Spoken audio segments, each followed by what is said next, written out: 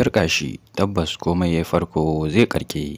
Dukkan dai wasu alamomi suna nuna cewa tabbas ƙarken kilishi ya riga ya zo a cikin wannan shirin na fim ɗin labari na game da irin makirce-makircen da take haɗa ma Abba dan yadda take ƙoƙarin tabbas ya rabu da matan shi wato Sumayya. Duba da yanayin yanda tema mai martaba wani furici wanda wannan furici ya tada ƙura irin kallon da mai martaba ya mata da alamun cewa tabbas fa ƙarken kilishi ya zo. To mai sauraro ka biyo mu a cikin wannan sharhi inda za ka je mu ɗauke da wannan cikakken rahoto namu na wannan rana. Alhamdulillahi nahmaduhu wa nasta'inuhu wa nastaghfiruh wa na'udhu billahi min shururi anfusina wa sayyiati a'malina. Man yahdihillahu fala mudilla lahu wa man yudlil fala hadiya lahu. Ashhadu an la ilaha illallah wa ashhadu anna Muhammadan abduhu wa rasuluh. Amma ba'd, assalamu alaikum wa rahmatullahi wa barakatuhu. Barkamu da sake saduwa da ku a wani sabon shirin namu na wannan rana. Kamar da yadda ne muku matashiya a farkon wannan bidiyo nawa, wato na yi magana ne game da yadda kilishi ta fara ma mai martaba rashin kunya, kuma da dukkan alamomi wannan suna nuna cewa to fa ƙarken kilishi ya zo. Mun san dai Bahaushe ya ce wato ƙarshen alewa ƙasa. Ku duba yanayin yadda kilishi take nuna ƙiyayya wato ga Abba, kuma a hakan take nuna cewa Abba ɗanta ne. Amma shi kanshi Abba duk haƙurin Abba da kuma biyayya da yake musu sai da ya fito ya ce Allah ya isa tsakanin shi da kilishi.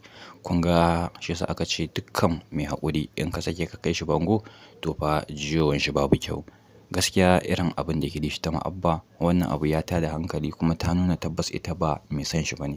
Amma kuma ta wani ɓarayin a yanda take fartawa tana cewa babu mai san Abba kaman ita. Ita wanda ba ta so Sumayya ce. Kuma an ce idan ka so mutum to ka so nashi. Ai dukkan mai san Abba ya kamata ya so Sumayya. Tunda ita Sumayya menene laifinta? Saboda ta taso mawaƙiya ko saboda da ba a san asalin ubanta ba. To yanzu ga ubanta ya bayyana an sani, me kuma ya rage? Sai a ci gaba da mu'amala yanda ya kamata. Waƙa ba laifi bane. Idan tana waƙa shikenan ta zama ba ta da tasiri ko kuma za a ce ta fito daga gida watsatse, wannan ba yi bane. To gaskiya dai a yanayin yanda ita kilishi take nunawa tana ƙoƙari fa sai ta zuga Amira ta faɗi abin da ba haka bane, abin da bai faru ba wato a wannan gida sanadiyyar mutuwan ita Shamsiyya. Kuma da dukkan alamu dai Amira tana nuna cewa kaman ba za ta yi wannan furici ba saboda ita kanta ta razana game da irin wa'azi da wasu maganganu masu tausasa zuciya da shi Abba Galadima ya zo ya sami ita Amira har cikin ɗaki ya zaunar da ita yake gaya mata ta faji tsoron Allah. Kuma dukkan abin da za ta faɗa a kotu za ta maimaita shi ranar gobe kiyama wato a gaban mai duka kenan, ina nufin a gaban Allah. Wa'innan maganganu sun ƙara razanar da Amira game da yadda suka yi shirin su yi makirci inda kilishi ta ƙulla mata maganganu marasu daɗi marasu kan gado akan cewa idan aka je kotu ta zauna ta kitsa wa'innan maganganu ta faɗa ma alƙali ai cewa tabbas Sumayya ita ta kashe Shamsiyya intentionally wato da niyya. Kunga kuma hakan aka faɗi hakan babu wanda sai fitar da Sumayya sai dai Allah, shi kaɗai ne zai iya.